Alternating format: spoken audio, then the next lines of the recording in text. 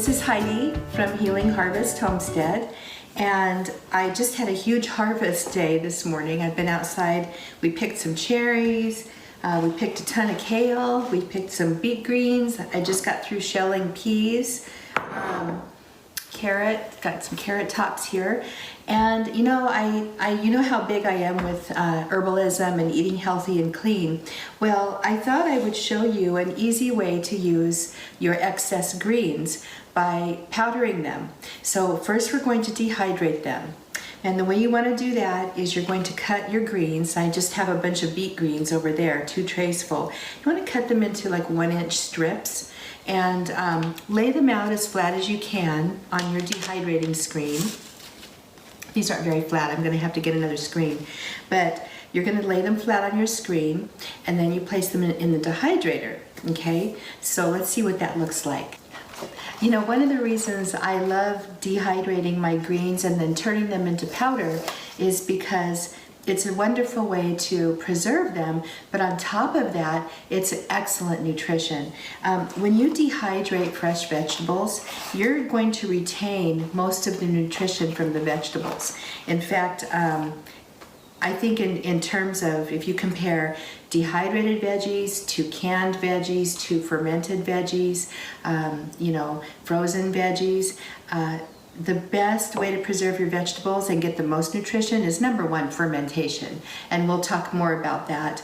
But dehydrating your vegetables, nutrition, as you know, mineral for mineral, vitamin for vitamin, you're going to get more of that nutrition saved in the plant. And then when you dehydrate your greens, like kale, which is full of minerals, or beet greens, also full of minerals and antioxidants, same thing with the carrot tops.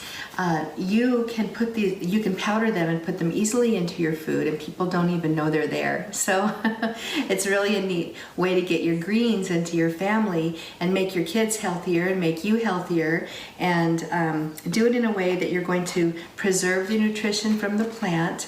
And it's so easy. It's so easy. So you can see we're cutting up the greens. We're putting them on a screen. They'll be a little more evenly placed than this by the time I get done. And then I'm going to show you my dehydrator. This is my soap making area right here, which is right now being kind of taken up with my dehydrator because it's now dehydrating season. And actually for the next several, I'd say 2 months, 3 months or so, possibly longer, this is going to be going non-stop. Okay, dehydrated foods, like I was just saying, are one of the best ways to get your nutrition and preserve your foods. You can see here I've got a 9 tray, and I've got 7 trays in here right now. But I've got beet greens, I've got 5 trays of kale, and as soon as these are done dehydrating, I'm going to go ahead and put in the rest of the kale and the rest of the beet greens, and I've got some carrot tops. And these kinds of greens all together can be powdered up and used. So you put your trays in, you put your lid on the front. This is an Excalibur, and it's really my favorite. I've tried other dehydrators before, and I love this one because you've got temperature controls on the back, and it gives you guidelines as far as which vegetables you're doing and how hot you want it to be. And so I am going to turn this to the vegetable section, only because even though these are more herby, they're like greens, the kale especially is really quite tough. So I'm going to treat it like a vegetable. And I'm going to turn it to 125 degrees. I'm going to turn it on. I'm going to go ahead and set it for, what is this? It's about 3 in the afternoon. I'll set it for about 18 hours. That should give it plenty of time. I'll check it before I go to bed tonight and see how dry it is, and you know, if it's done by then, which I doubt, then I'll take it out. But if not, I'll let it just dehydrate overnight. Hey, so that kale that we dehydrated the other day is all done.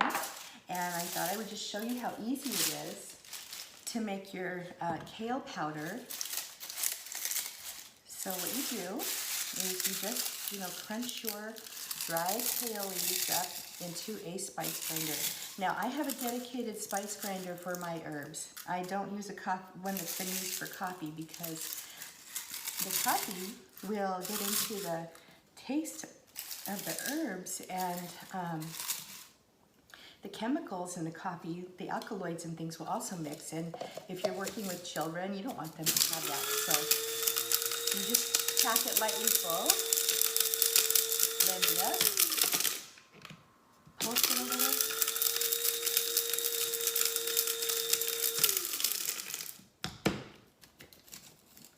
Okay, and what you have here, it's not quite there yet, is you're going to end up with a really nice fine powder.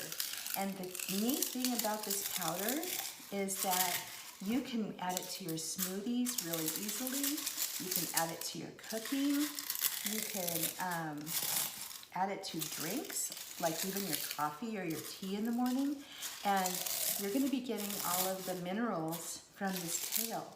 Other herbs I have in this stack of dehydrated herbs, I've got some beet greens and some chard, and they work really well too. Other herbs, if you want to go into the more hardcore medicinal type herbs, are nettle leaf, dandelion leaf, plantain leaf. All of these greens are going to be wonderful to turn into a green powder. And here, let me just show you what that looks like. Sorry. One thing I do, I like to keep my herbal powders in a jar, and I keep them on a shelf right above my stove, and I liberally put them into my cooking. And I tell you, nobody knows.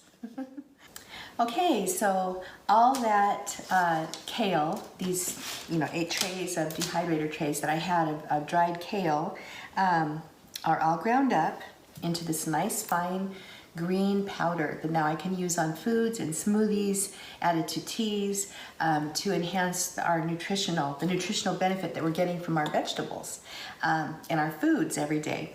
So I wanted to share this with you. I hope you enjoyed this. I hope you'll subscribe to our channel. And if you want more information right now, I have a ton of content over at healingharvesthomestead.com. All kinds of things herbal and health related, and homesteading and self-reliance. And Instagram at healingharvesthomestead.com, Facebook at healingharvesthomestead.com. And also on Facebook, you might want to consider joining my private group, Practical Herbs with Heidi.